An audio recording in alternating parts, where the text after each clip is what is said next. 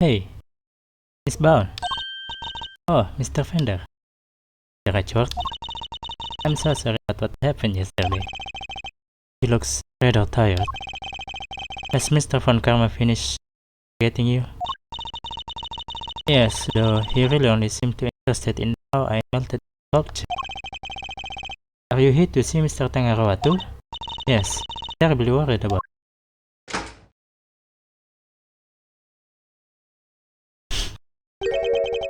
Detective Bat, what are you doing back here? Back there? Oh, just happened to be here. I'll be heading back to the scene soon. Not sure how anyone just happens to be at the detention center, but okay. Good morning. Mr. Tangaroa, what happened to you? Oh no, Samson, what did they do to you? They didn't seem to want to let me sleep. I had no idea interrogation could be so involved. Sorry if I seem distracted. I think I'm a little tired.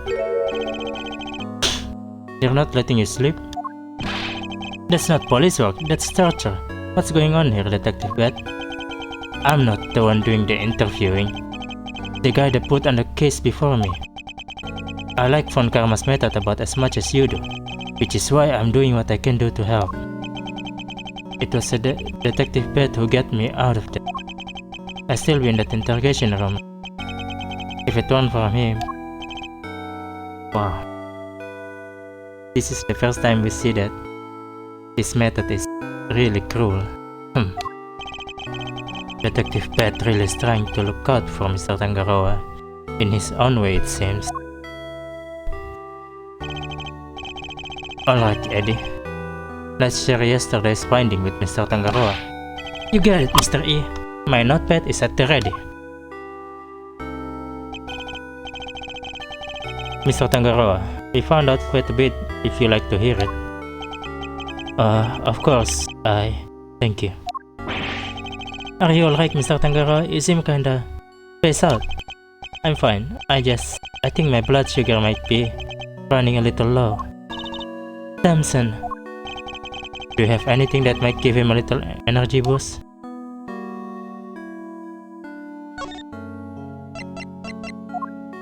Alright.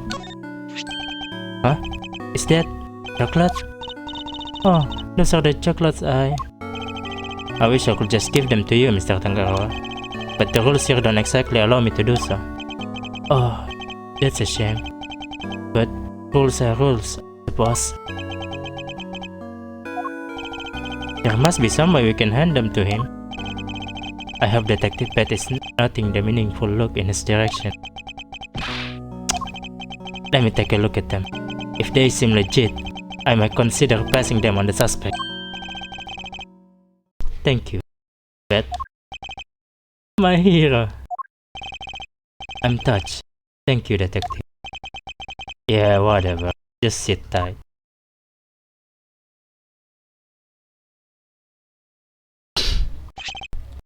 Here. You don't know how much this meant to me. Yeah. Keep it down, will you? For both of us. Of course, Detective. I wouldn't wish to put your livelihood at risk. Now to sample the streets. Detective, I apologize for putting you in a tight spot. I didn't do it for you. It was my call. Guess you're not such a bad guy after all. Oh, the sweetness. I feel like a man reborn. Were they your handiwork, Judy? Yes, how were they? Alright.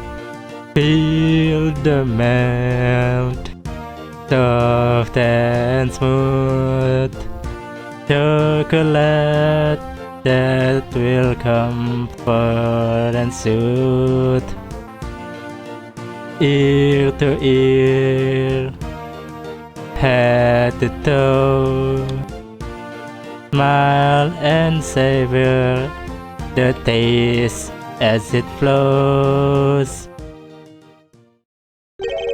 Delicious. They're not exactly beautiful, but they're sweet. Oh, so flavorful. Thank you, Judy. I'm so glad you like them. And I'm glad you're back to your old self. My apologies, friends. The food they serve here is just so flavorless. Between that and the lack of sleep, I was about ready to collapse from sheer despair. Oh, is the food here really all that bad? Just the usual. French fries, ham sandwich, stuff like that.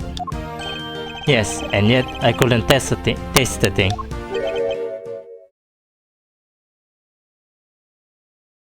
There's something suspicious about that. Anyway, I'm heading back to the scene. Is he being poisoned? Before you go, detective, do you have any new information to share? Oh yeah, you were right about the victim's identity. Frost worked as a sculptor in France, where he was known as Paul Halleck. Artie Frost was Paul Halleck? I never would have imagined. Poor Mr. Halleck. So the famous French sculptor wasn't a Frenchman after all, huh?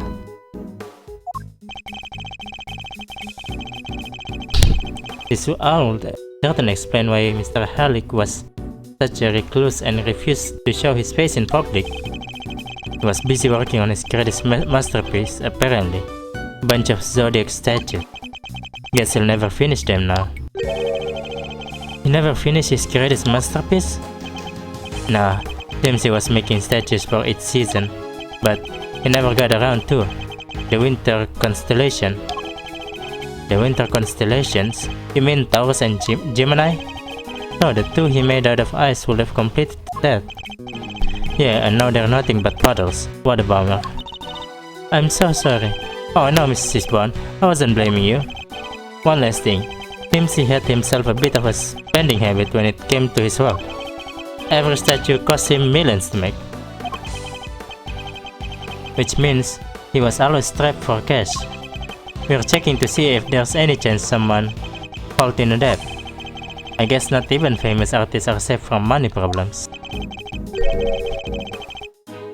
Do you have any idea why he entered the confectionery contest? None. Guy didn't even tell his family. I see. Alright, I really gotta get going.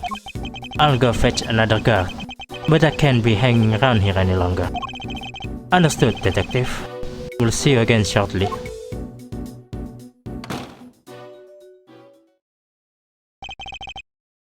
He's a good man. He certainly is. And an uncompromising one. Somebody who can be trusted and to stand up for what he believes in. And to scare the pants off anybody he knew he meets. Huh. Now you're going to tell me about what you learned yesterday? Of course, allow me to give you a full report. Thank you for that, and allow me to apologize on Judy's behalf. I'm so sorry. It's fine, Mr. Tangaroa. As I told her yesterday, the important thing is that we learn the truth in the end. Now, would you mind if I ask you a question or two? By all means, I'll gladly share all that I can. Thank you for agreeing to represent me. The set of scales on my badge represents justice and fairness, Mr. Tangaroa. If you truly are innocent, justice will be served. We will see to it that you get a fair trial. But until then, I'm going to need you to sit tight and trust me. I will, and I do. Thank you.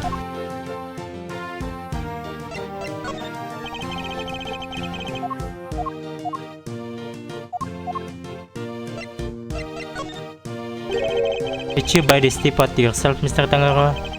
No, it was a present from Judy. It's a Paul Halleck original.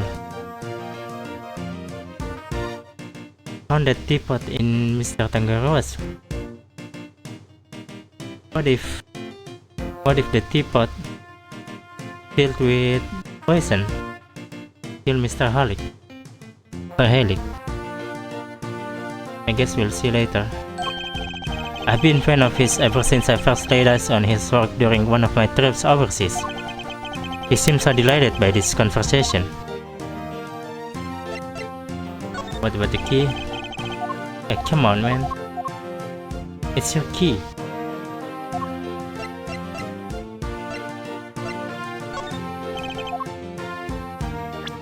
That's the camera I gave Judy for her birthday. Ah, I see. That explains why she carries it around with her everywhere. I was worried she wouldn't like it. I didn't know if it was maybe a little tacky. You can imagine how relief I was to see her take it so enthusiastically. Probably because it was a gift from you. But I suppose it'd be quite tacky to say so out loud.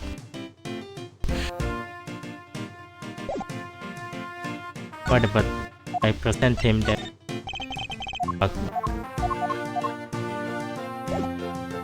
Wait a minute, what's the last thing?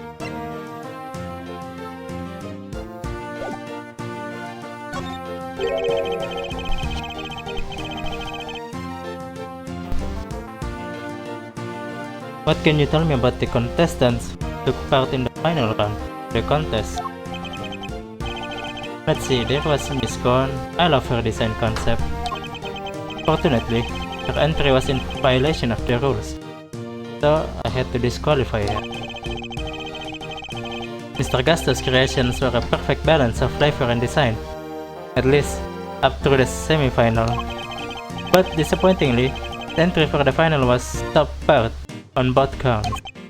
And there was actually something a little unusual about his entry for the semi-final as well, which was it tasted identical to Mr. Frost. They may have looked different, but I could have sworn I was eating the same thing. Huh? And what exactly does this work look like? Oh, there should be a photograph back at my mansion. I'll show it to you later, Mr. Edgeworth. Much appreciated, Miss Bond. But Mr. Frost's entry for the finals, that was truly sublime. Huh? So you were able to finish judging it, even though his body had been discovered in the meantime? Yes, I wasn't aware what had happened until after I completed my assessment. Mr. Frost wasn't in his room when I visited, so I took the liberty of sampling a bit. Part of the liar, I believe. I never tasted anything like it. It was like a dream. I was so moved that I burst into song. Somebody have replaced it. I'm sorry, but are you saying that the liar tasted good? I'd like to hear more about that if you don't mind.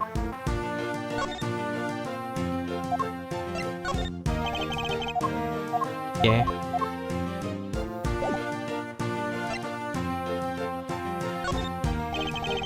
You're quite sure it was the liar you tested when you sampled Mr. Frost's work? I'm certain of it. It was part of the Gemini sculpture, which was the only sculpture in that display case. Mr. Tangaroa, would you mind taking a look at this photograph for me?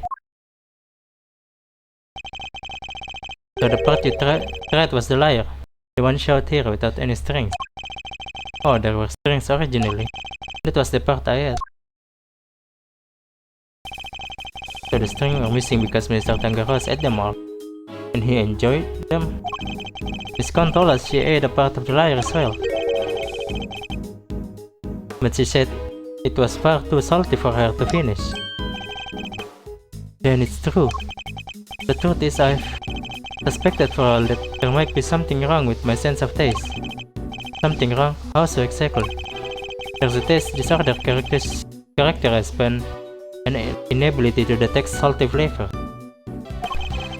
And I suspect I've been suffering from it.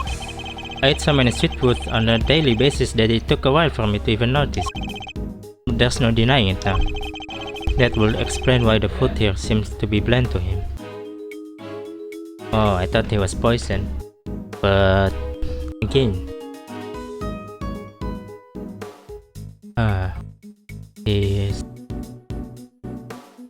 his taste is good. But your taste buds are your livelihood. Even if there were some long-term treatment option, I highly doubt a total cure for your conditions exists. How can he not have diabetes? That's shocking to me.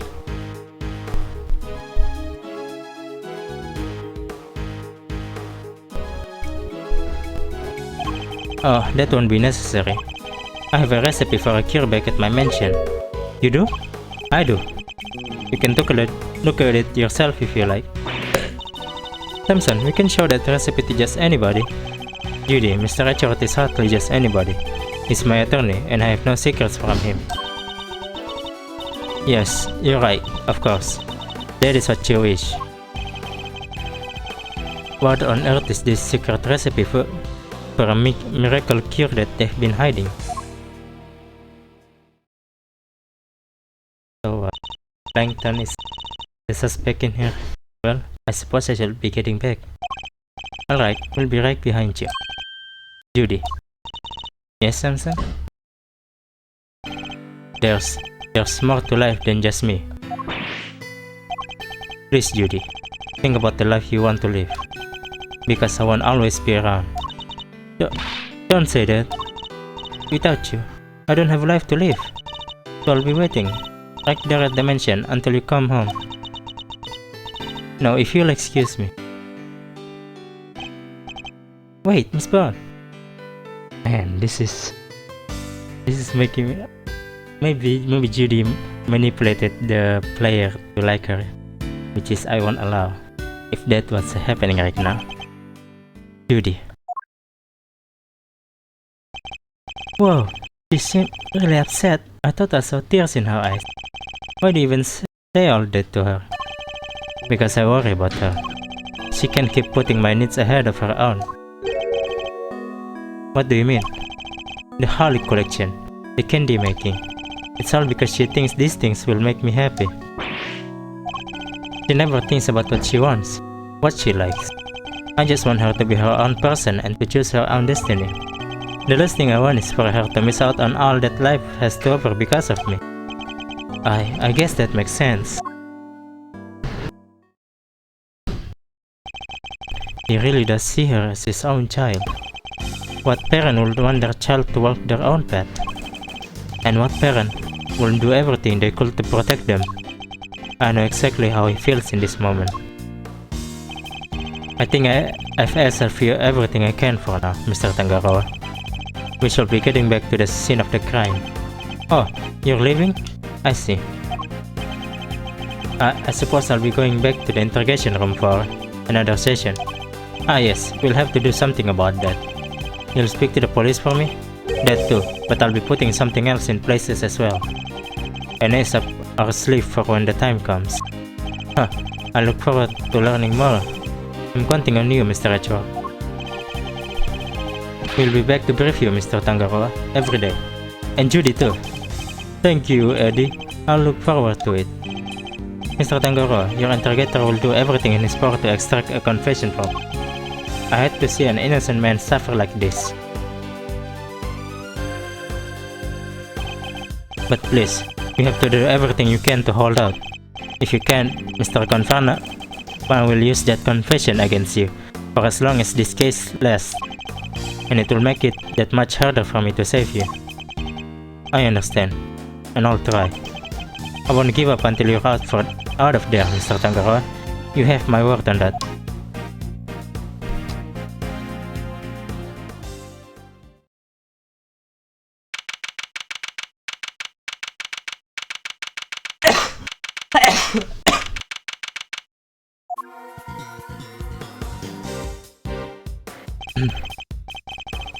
Detective Beth, thank you again for what you did earlier. Yeah, thanks a ton. Huh. What are you talking about? Huh. There's no need to be shy about it. Never mind that now. I'm guessing you two are back here, looking to investigate some more. We are indeed. We'll need something solid if you're going to save Mr. Tangaroa. Well, I hate to break it to you, but apart from this room, the whole place is on lockdown. What? But we need to see those other rooms. This is Mr. Von Karma's doing, I presume. Who else? Haven't seen the autopsy report yet either. Guys probably got a hand in that too. And don't expect to speak with anybody, except us cops and Miss Baum. Everybody else is gone, and I doubt Von Karma will be handing out phone numbers. Is this all just a game to him? Why does he have to go so far? So what's your plan of action, detective? Same as before. Do what I can do to help you uncover the truth. Like I promised. You have my gratitude. Just you wait, Mr. Von Karma. We're gonna beat you and your bag of dirty tricks. Detective, may we conduct a brief investigation of the area? Sure, but like I said, everywhere else is off bounds. You probably won't be seeing those rooms again. That's fine, as long as there is at least some way of continuing our investigation. We'll make do. Yes, about the water.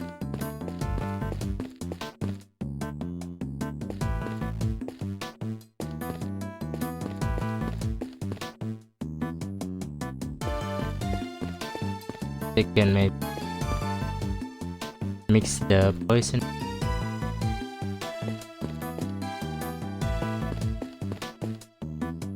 The music instrument. Piano.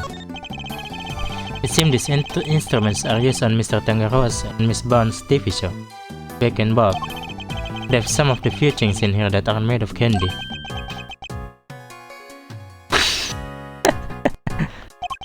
Is it just me, or does the detective seem a little disappointed? Oh my god.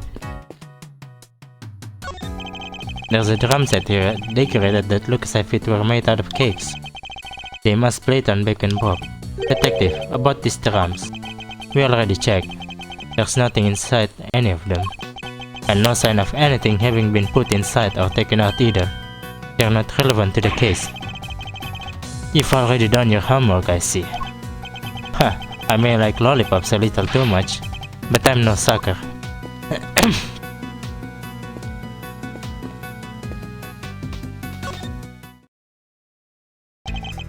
A moment of your time, Eddie? Sure thing, Mr. E. What's up? Alright.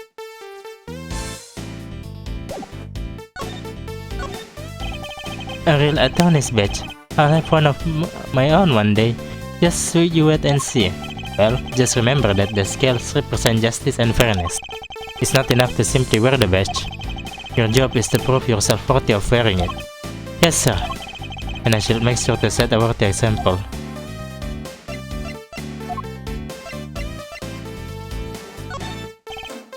This looks like a vital piece of evidence. Let me just take a note. I was hoping you might have an opinion to offer. Sorry, Mr. A. It's going to take me a while to digest this. But he and his nuts still have a long ways to go, I suppose.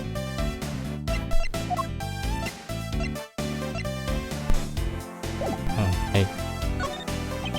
Do you have any thoughts on the case? You bet I do. Mr. Tangaroa's amazing display being used to store the body. Miss Cohn's beautiful dreamscape being used to store the murder weapon. We're really seeing some beautiful things being used for ugly purpose on this case, huh? I suppose we are. And to make things worse, Miss Bond seems super down. When I asked if you had any thoughts on the case, I was thinking more about useful insights. Sorry, Mr. A. Did something wrong? I worry about you sometimes, Eddie. How are you liking your first crime scene investigation, Eddie? Oh, it's great. I've been taking notes about everything, and I'm learning so much. I'm so happy you let me tag along, Mr. Richard. So you want to be an attorney, huh? You bet I do. I'd given anything to be a hero of justice, to help the helpless and fight for what's right. The first time I saw Mr. E do his thing in court, I know I found my calling. You know, cops look out for people too. Sure, but I want to be an attorney. Well, good luck to you. I get the feeling Detective Bat might be pinning for an apprentice of his own. Just wait for Gumshoe, man.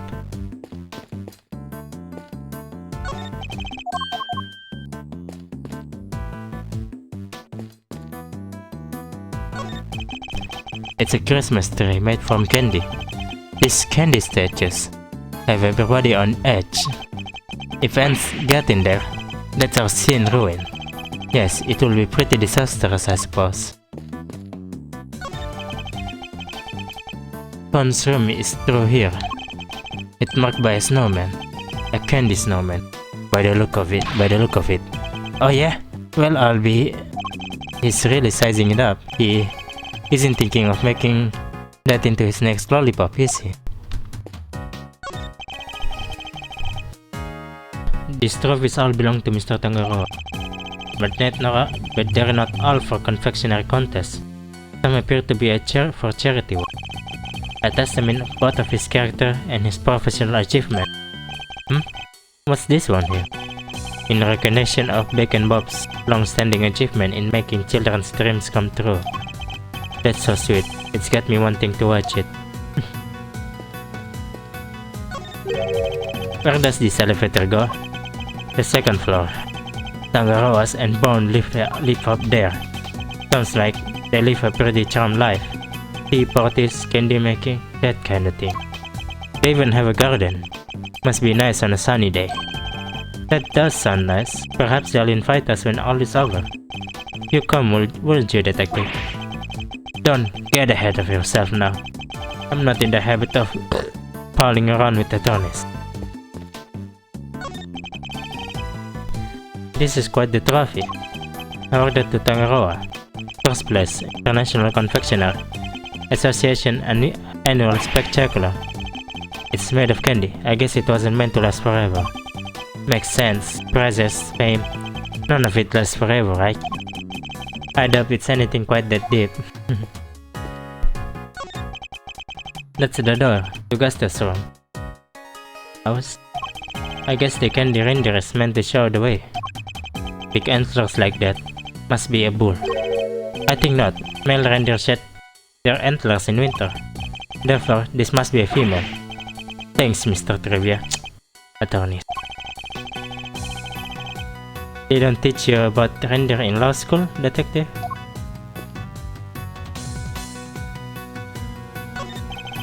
A Santa Claus statue. Is this made of candy too? That door led to Tangaroa's room, so yeah, could be. He made that thing too. Speaking of Santa, that reminds me. I still need to find a present for Miles. He wanted an attorney's badge. I wonder if Mr. Tangaroa will make one out of candy for me if I ask. Authorized personnel only beyond this point, I'm afraid. Meaning what? I'm not authorized? Sorry sir, no authorized personnel either. So nobody's allowed in. Let me guess. On Karma's order. Guys, really starting to grind my gears.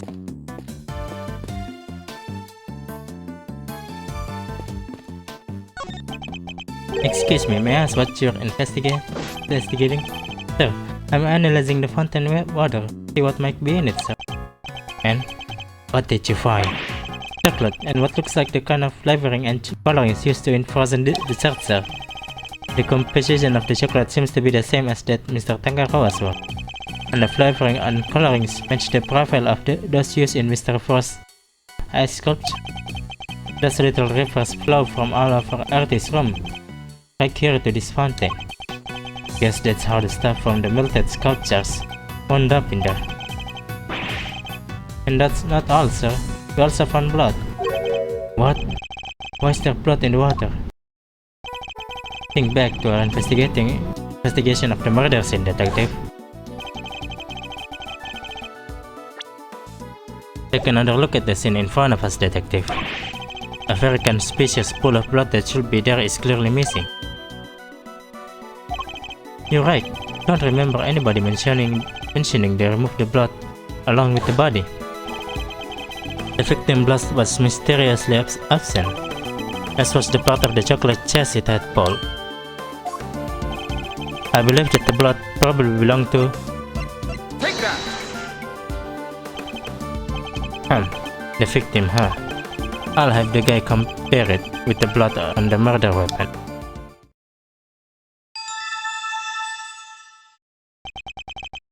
It's a match. The blood in the fountain is frost.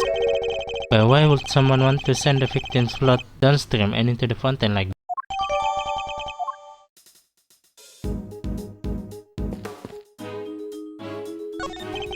The signs show which artists work on display in which room. from left to right, Mr. Tangaroa, Mr. Gusto, Miss Con, and Mr. Frost. Incidentally, this sign is also made from candy. What were they going to do with all this candy? Was somebody going to eat it when the contest was over?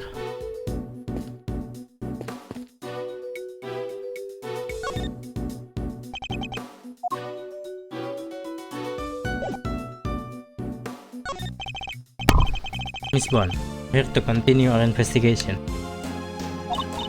Oh, Mr. Redshot, so sorry about earlier. Still looking kinda down in the dumps. He must have been greatly taken back by what Mr. Ross said. I found a photograph of the semi-final entries for you. Here, it's all yours.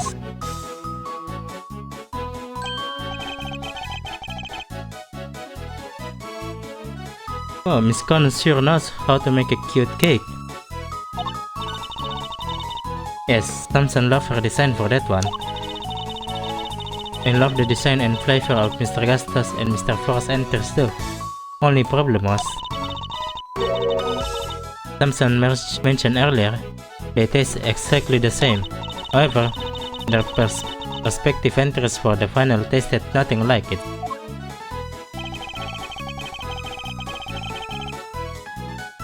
Was there anything else of note that changed between the semi-final and the final? Nothing major, but I guess there was one thing. Mr. Gustos' son was always here with him throughout the contest, but he was nowhere to be seen during the final. Why would his son come and hang out at the contest venue of all places? You're sure you're happy for us to keep hold of this? Of course. I hope it helps with your investigations. Oh, and I also have the book containing the recipe for the cure Miss Thompson. We've seen this book before. It was in the chocolate frame, in Tangaroa's room. That's right, he put it on display there so that everybody could see the grand prize. What? The cure is the ultimate cookbook? So, it's not a book of dessert recipe, I take it? Oh no, we told the contestant, of course. But I guess nobody told you yet. So, the contestants all knew what the ultimate cookbook was this whole time. I'd like to hear more about the cookbook if you don't mind, Miss Bond. So, if I understand correctly, the ultimate cookbook is actually a collection of recipes for different medicines. Oh, exactly. Or rather, totally new medication to that haven't made it to the market yet, to be precise. To the right buyer, a pharmaceutical company, for example, it will be worth a fortune. But why make that grand prize in a confectionery contest? Mr. Tangaroa is the sole heir to the Tangaroa family fortune. Perhaps you heard of the Tangaroa Group? The Tangaroa Group? Yeah, I think I've heard of them somewhere before. It's a major pharmaceutical corporation. Sells all kind of pills and poisons.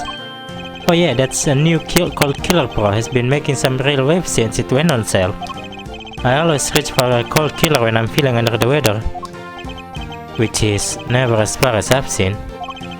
I'd like to hear more about the Tangaroa Group if you don't mind.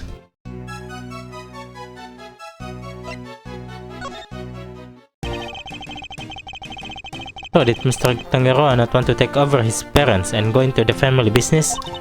No, he preferred the idea of making people's life better through the power of confectionery. And his parents supported him in a quest to become the best in the world.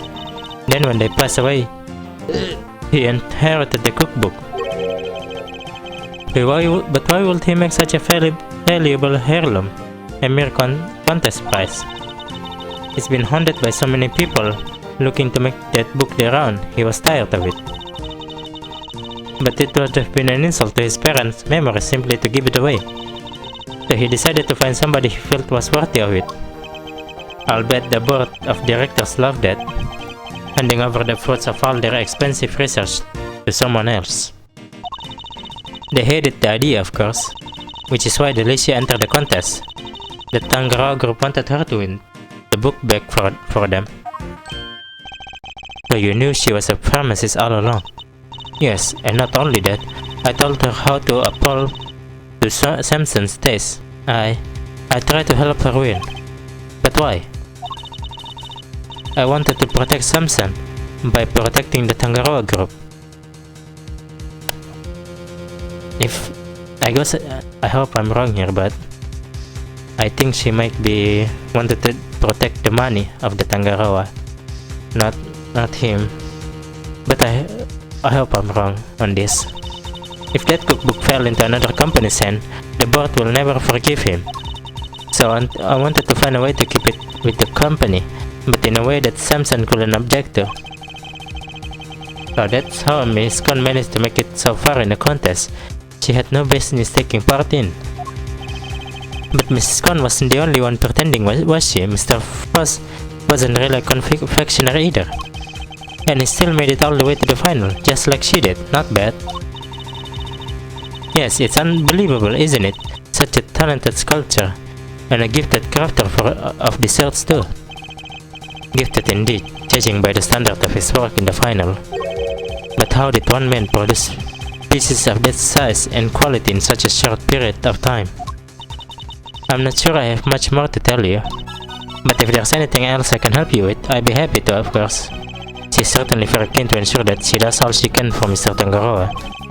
I could certainly use a cup of tea you made us yesterday if you wouldn't mind. I think that might help move investigation along nicely. Oh, I'll have some too. Your tea is to die for, Miss Bond. Well, how could I possibly refuse? I'll bring it right out. You know, I think that cheered her up a little. Huh.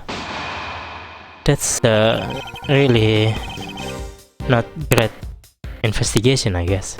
We've learned a little more about contest participants, but there's still one question involving Mr. Gustav for which we never get an answer. Nothing at all, Mr. Gustav? You weren't into Mr. Frost's room, didn't you? Perhaps you could tell us why. Sure, I was. Objection. That's satanic objections. Silence! You are not to give the attorney even the tiniest shred of information. What was he doing in Mr. Frost's room? And that's not all. I also have a question about the work he submitted for the semi-finals. A confectioner who admits to lacking design sense, and a sculptor with it in spades. Mr. Gusto could not have hoped to win such a high-level contest by himself. Which is why I'm beginning to wonder if there was some sort of connection between him and Mr. Frost. Detective. I need to ask Mr. Gusto a few more questions. His story still doesn't quite add up for me. Me neither. We need to figure out how to get in touch with him. Oh, do you now?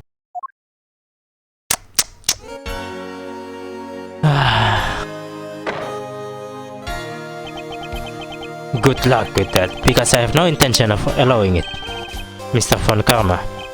I am already in the midst of my own investigation into Gusta. So there's no need for the likes of you to pester him with the same questions again. I will, however, to be happy to answer any question you might have. He seems dead set on preventing me from talking to Mr. Gusta, in which case... Fine, then allow me to take you up on your offer. Very well. What is it? I'd like you to tell me about the connection between Mr. Gusto and Mr. Frost.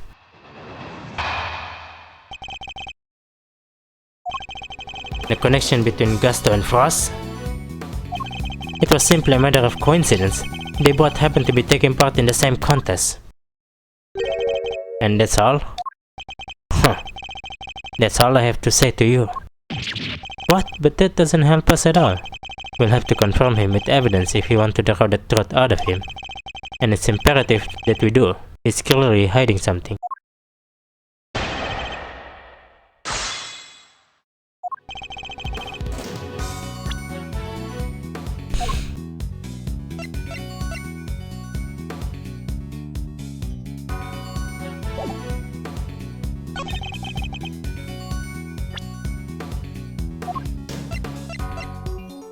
Action! I wonder if you could take a look at the two confection in the foreground for me, Mr. Von Karma. They are made for contest semi-final, but are quite exquisitely crafted. Won't you agree? Get to the point. As the nameplate suggests, these were Mr. Gusto and Mr. Frost's entry. Mr. Gusto told us that confectionery design was far from his strong suit, and yet his work in the picture is just as good as Mr. Frost. Exactly as good, in fact. We learned from another witness that their two entries also tasted exactly the same. What are you suggesting? I am suggesting that they were helping one another out. Let's take a closer look, shall we? While at first glance, they two might appear to be superficially different, it soon becomes apparent that there are significant similarities in how they are put together. They are made of the same ingredients, taste the same, and share a similar design as aesthetic. This picture is proof positive that the two were working together. If you figure that much out, I suppose there's little point in denying it. Mr. Von Karma knew all along that they were cooperating, but I'll warn you, none of what you're about to hear will be to your advantage. Let me confirm, what you seem to desperate to prove Gusto and Frost were indeed working together. Gusto spelled out the details of his relationship to Frost during his questioning last night. It seems that they were helping one another right until the day before the final. So you knew that the two were cooperating. Mr. Von Karma, why are you trying to bury the truth? Please, enough with the petty slander. I merely wanted to avoid you poking your nose around before I could provide proper context in court. It simply slipped my mind to explain that to you. It doesn't explain why he's being so slippery with the facts though. I need to figure out what he's hiding. I can't let things end like this.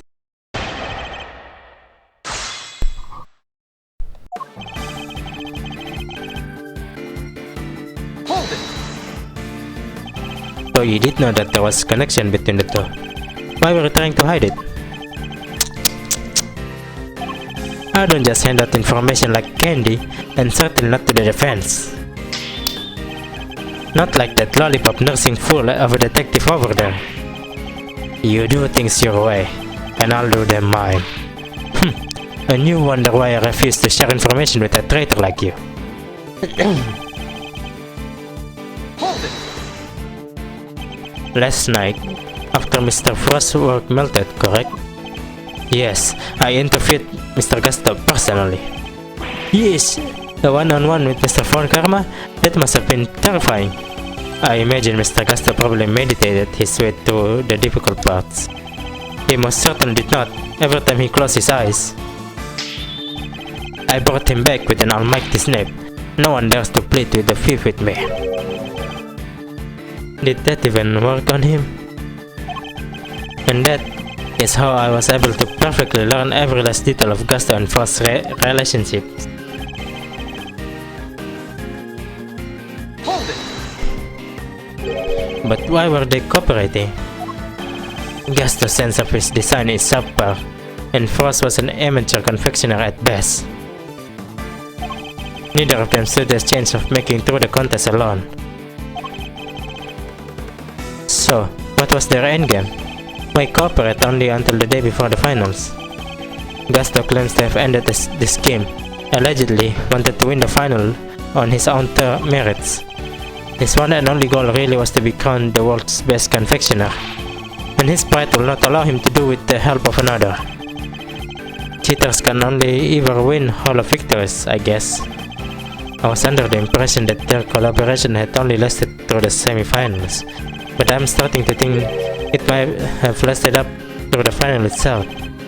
Mr. Von Karma, I'd like to ask you some more about how long they worked together, or if you don't mind, if you must.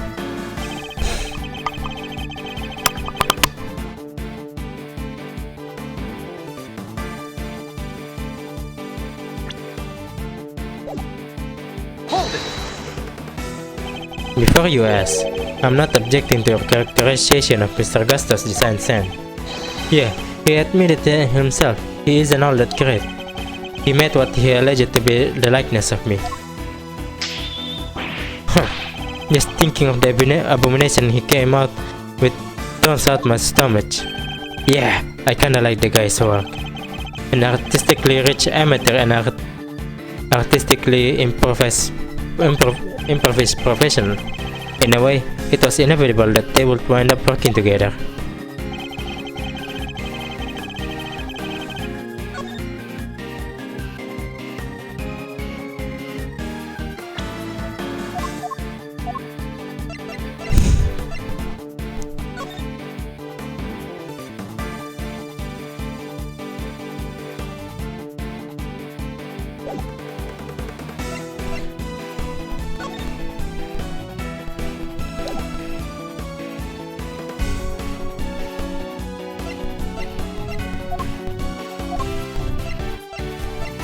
Objection!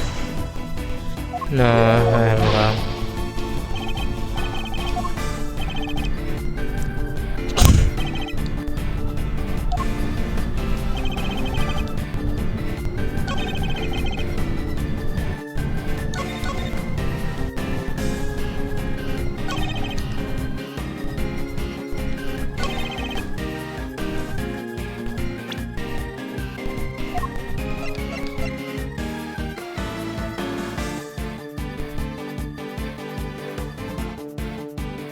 Objection!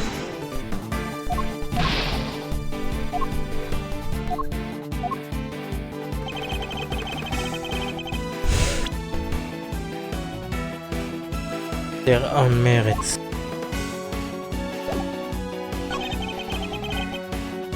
Hold it! Before you ask, oh yeah.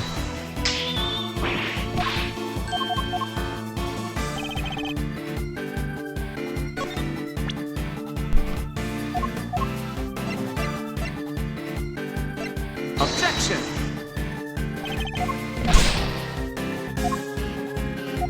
But Paul Halleck is not amateur.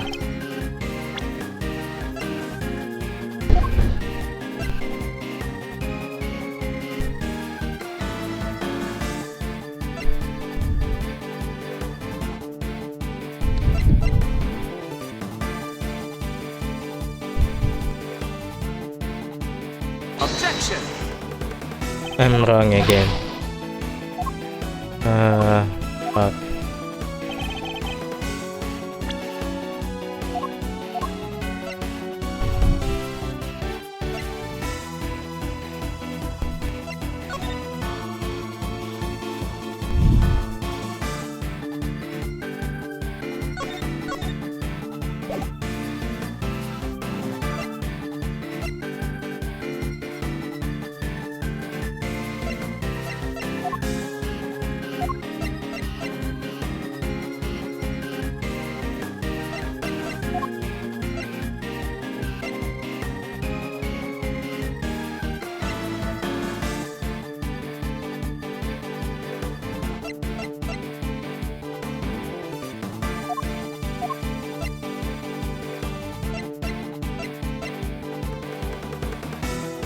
Objection!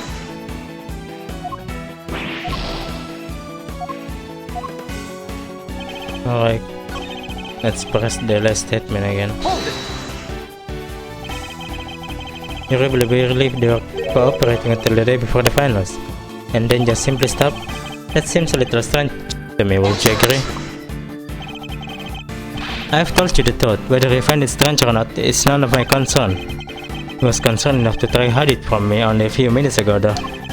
Which means there must have been a reason for that. Based on Mr. Tangaro's assessment, it sounded as if Mr. Fro's entry for the final was the clear winner. Which means he must have still been working with Mr. Gusto, right? That's precisely what I was thinking. I must have some evidence that proves they were cooperating right after the finals.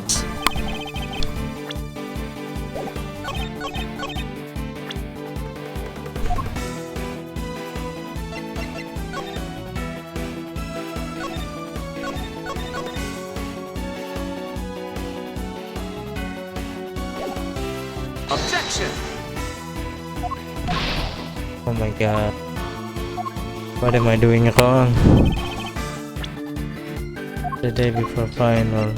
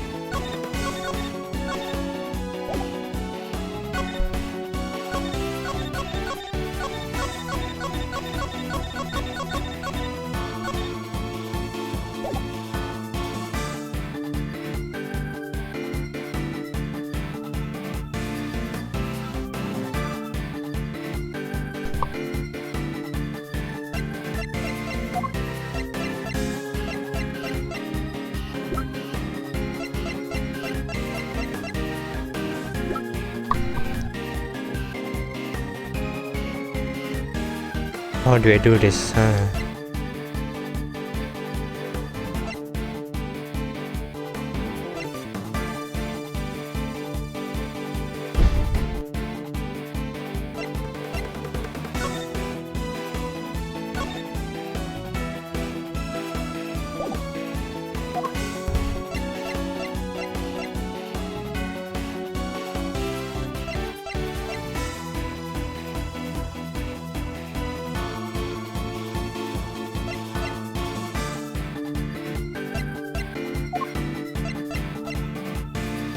This one maybe? Objection!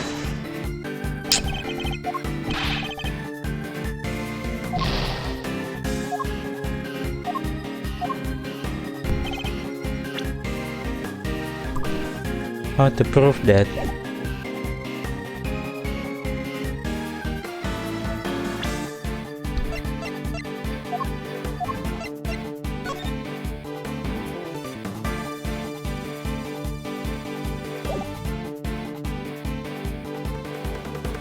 What about this? But he was in first room. Somebody saw him in his room. The fuck do I have to pretend him? This one hard. This one's really hard.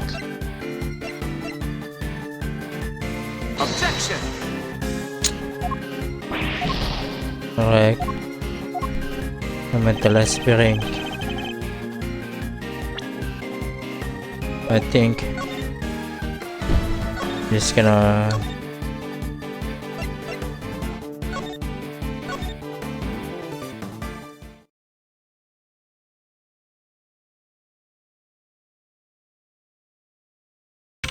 oh, what the hell?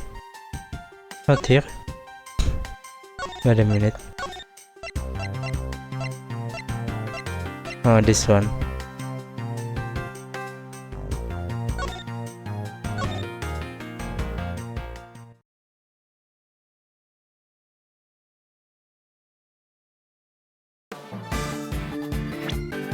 Okay. Let's see again. What the heck is happening?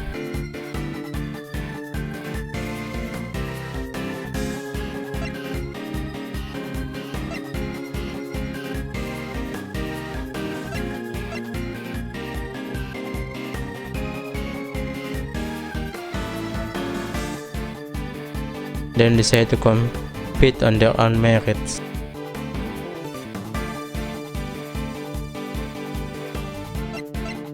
What can I show him that?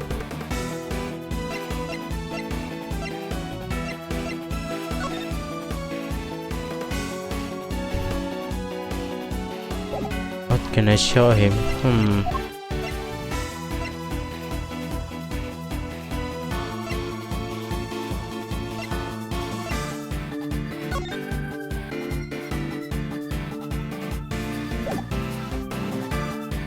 Objection!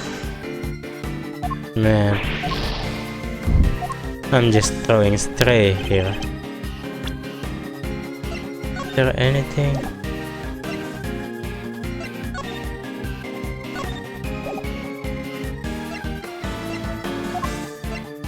Let's just give him Nubius evidence.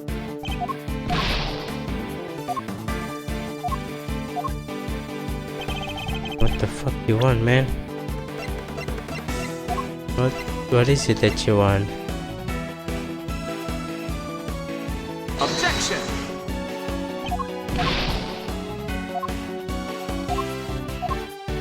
Alright, I'm kinda...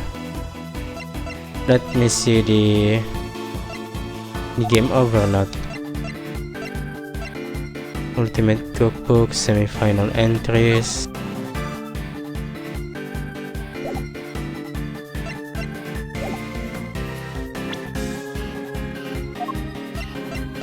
The photo.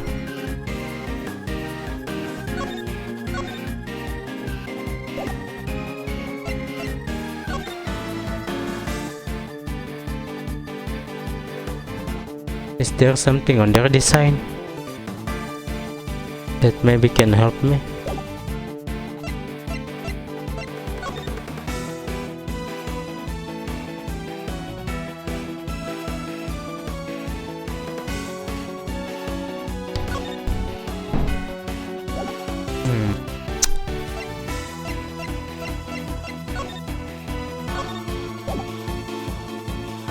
There's something. Objection! I'm right.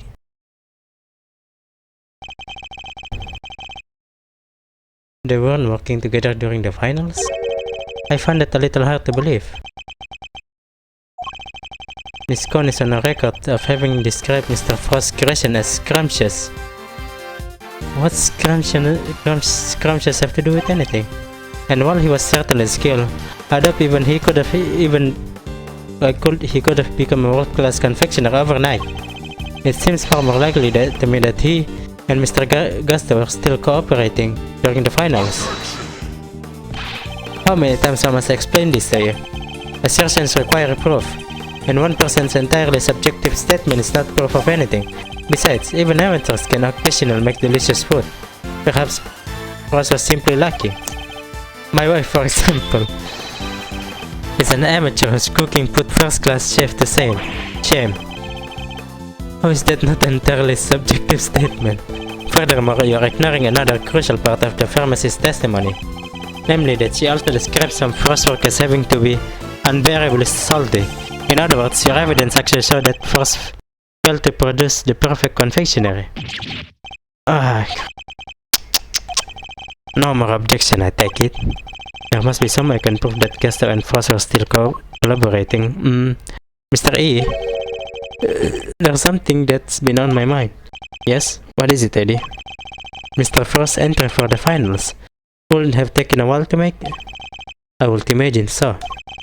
Making flavored white water, freezing it all, and then carving it to two whole sculptures? Would he really have done all that and helped Mr. Gusto with his work? If it was me, I barely got in as far as the setting the flavored water up the first part. I just can't see how Mr. Frost could have pulled it off. Perhaps there's some lawyerly instinct in you after all, Eddie. Your pandering certainly point to another possibility. Eddie's right. Mr. Frost would have needed to freeze his own large blocks of flavored ice to create his art, and there wouldn't have been time to do that during contest itself. So what must Mr. Frost have done in order to finish his flavored ice entry within this time limit?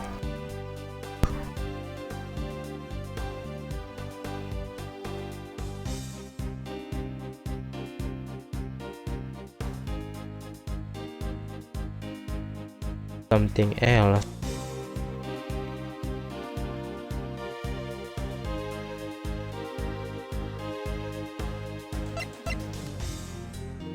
Oh my. Let's just... I'm on the brink of death here.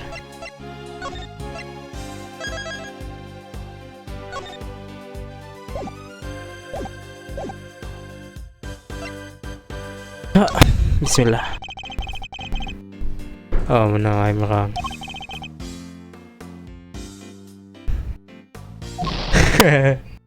Oh my god. Let's see the game over soon. No, we'll never know what really happened, but there's nothing more I can do. And with that, the truth recede into the darkness. It's the same ending. Not save game.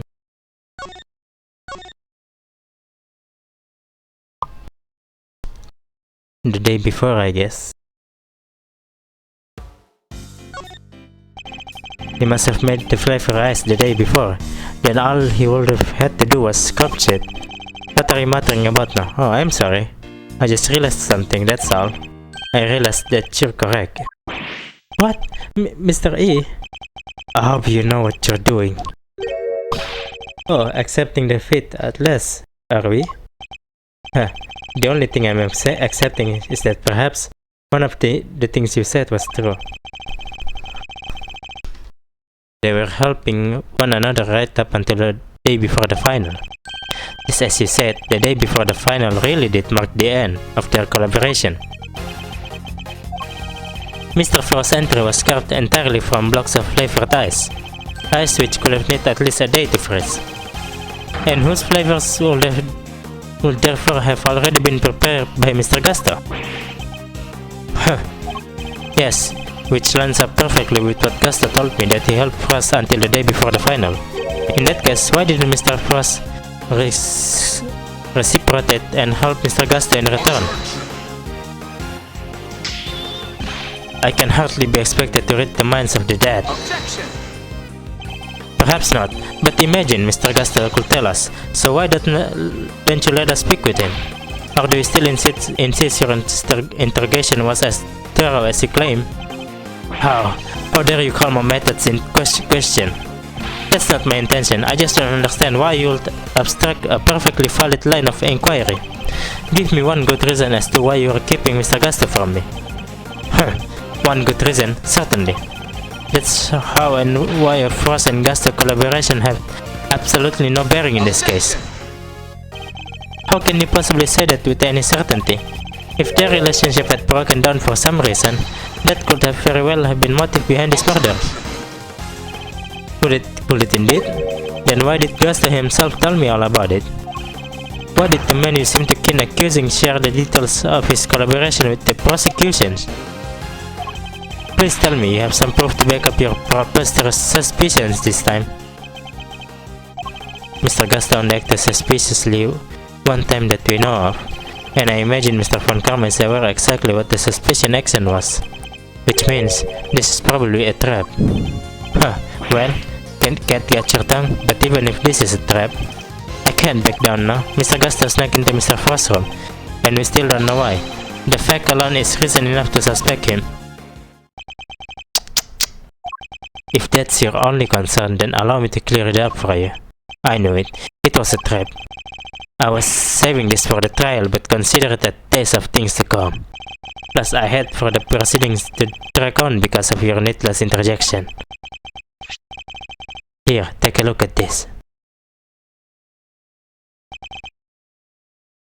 That's... Who is this? Gusto and Frost, and their sons.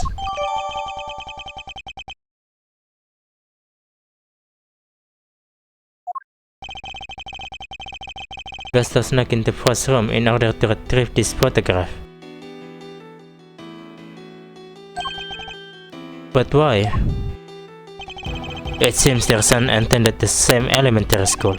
Gusto was concerned the fact of Mr. Frost and his acquaintance might place him under undue suspicion. A concern that you have just proved was entirely well-founded.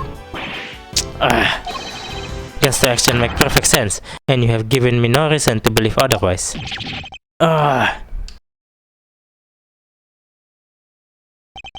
He's never going to let me talk to Mr. Gusto. Now, if you're quite done obstructing my investigation, I have things to be getting on with. That smug, self-righteous jerk. I'll give him something to be getting on with. What do we do, Mr. A? Mr. Tangaroa finish if we can figure something out. Things to be getting on with. What exactly could those things be?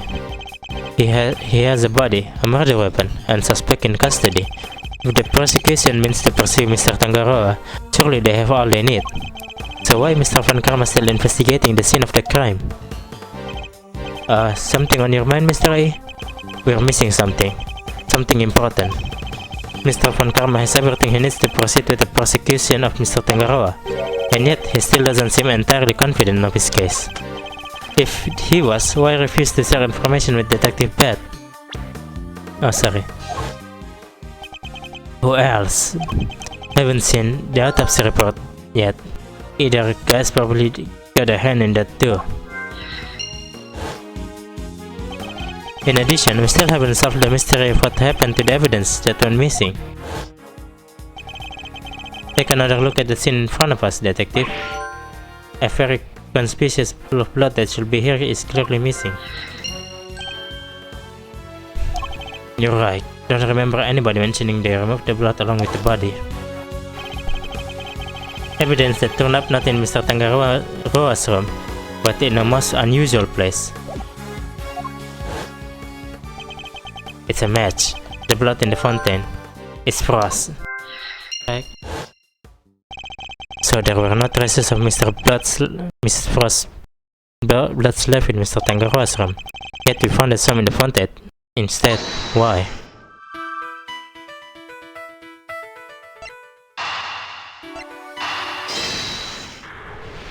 Oh my god, if I'm wrong, I'm dead.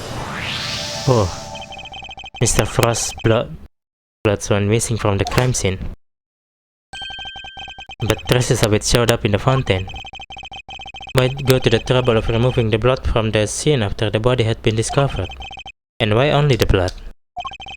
Surely the body would have also been in the way. Wait, could someone have moved the body aside to get the blood?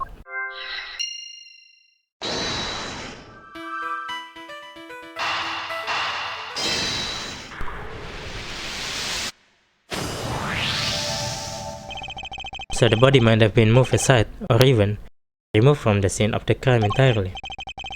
After all, as far as we know, there's still no autopsy report.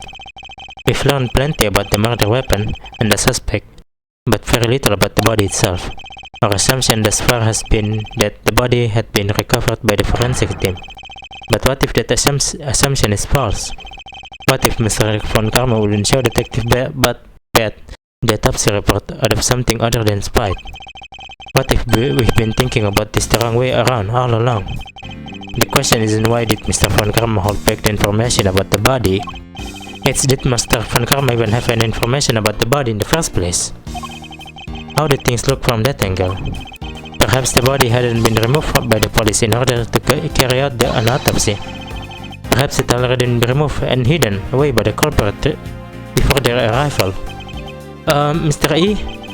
Damn. That makes sense. If both heard the rumors about Mr. Von Karma's questionable methods, fabricated witness statements, shady deals, forged evidence even. Sure, everybody's heard of that stuff, but what's that gotta do with us right now? I will never judge a person off the basis of rumors alone. Even Mr. Von Karma. I've tried my best not to let my preconceptions color out interaction with him. Nonetheless, it appears he may have indeed be willing to twist the truth to his own ends. Twist the truth? You mean he's been playing dirty? I fear he might have been, and still is.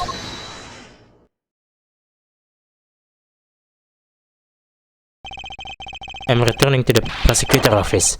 Don't breathe a word about anything to that infernal attorney. Yes, sir. Hold it. Yes, what is it now? I have a few questions, Mr. Von Karma, about a certain fact you've been keeping from us. Really? You mean to call the methods of an officially sanctioned investigation into question yet again? I'm warning you, if you obstruct the police in their work any further, there will be consequences. It's not the police I have an issue with, Mr. Von Karma, it's you. What? Isn't it on the prosecution to work out who the real culprit of a crime is? Huh, what foolishness is this? I have no intention of debating what the prosecution's role is or is not with the likes of you. But let me make one thing clear. My job is to identify suspects and ensure that every last one of them is convicted at all costs. Believe me when I say, I leave absolutely no room for doubt when I present my perfect, unanswerable cases. And how far would you go for your perfect cases? Would you create fakes out of whole cloth, perhaps? Huh, and I thought you had outdone yourself already. But now you intend to accuse me of fabricating evidence? I do. Because it is why you've done nothing but hinder Detective Pat from doing his job at every turn. What are you talking about? You didn't shut him out of the investigation because you wanted him to keep an eye on us? You did it to stop him from finding out that you don't have the body. What? He doesn't have the body? Ridiculous. You're clutching at straws. I will tolerate no more of your preposterous slander. Then allow us to examine it. Prove me wrong, if you can. I'm afraid you'll have to try a little harder than that. I'm under no obligation whatsoever to prove your baseless accusation one way or another. As you must have seen yourself, a piece of bloody chocolate is missing from the scene of the crime. Why did it disappear? And where did it go? What does it matter? Some blood went missing from the chest where the body was found. So what?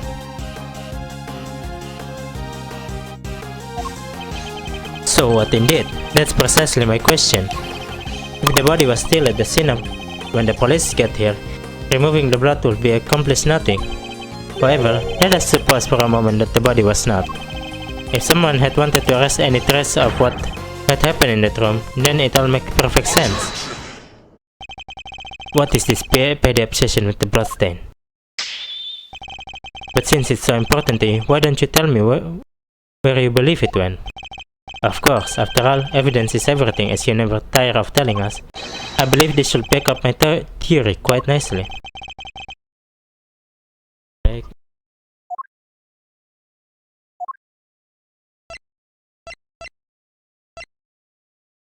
Take that. Traces of the victim's blood were found in the fountain,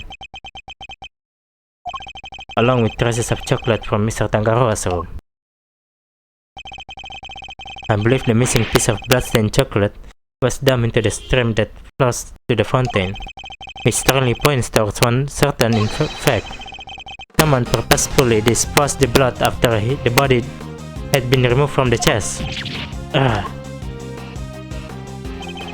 Mr. Von Karma, where did you find the body?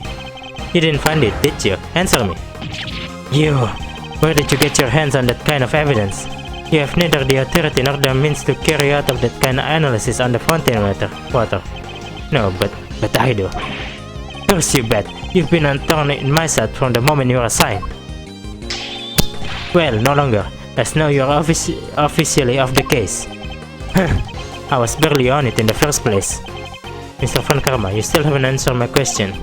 Will you admit it? Will you confirm that nobody was ever recovered? It's a really quite the claim, you know.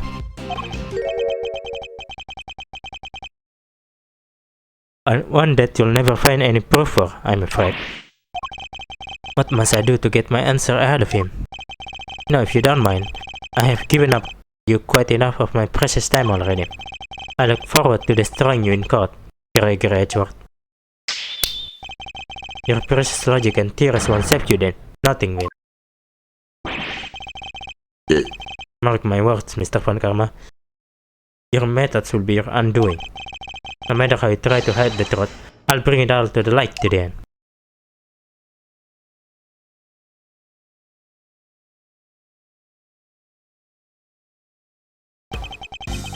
Forgive me, detective. I didn't mean to put you in a difficult position. Don't sweat it. It was always gonna end this way. Honestly, nobody's ever sidelined me the way he did before. First time for everything, huh? You know, I think you might be right about the body being missing. I am, and I'll prove it in court. Huh. Well, if there's anything I can do to help, just say the word. Since you know, I'm off the case now. That's very kind, and I'm sorry to keep asking favors of you, Detective Beth, but there's one more thing. Hey, what are you guys whispering about? Come on, let me in on the secret. Alright, Eddie. Detective and I were just arranging a little insurance for the trial. I think we have enough to see Mr. Tangaroas acquitted. But I prefer to have an ace in the hole, just in case. And what is it? You'll find out in the courtroom. Oh, wait, what? You're letting me join you? Of course I am. You're my assistant after all. I'll be more than that by next year. I'll be a full-fledged attorney, you know. We can take on Mr. Von Karma together. Indeed. Though I'm hoping we'll have freed Mr. Tangaroa by then. But if you're up against Mr. Von Karma, I guess we can rule out possibility that this might take some time. Right, but we'll do everything we can in the meantime. I know you can beat Mr. Von Karma, Mr. E. I believe in you. We can't allow Mr. Tangaroa to remain in prison for a crime he didn't commit. And we won. I'll expose Mr. Von Karma's lies if it's the last thing I do.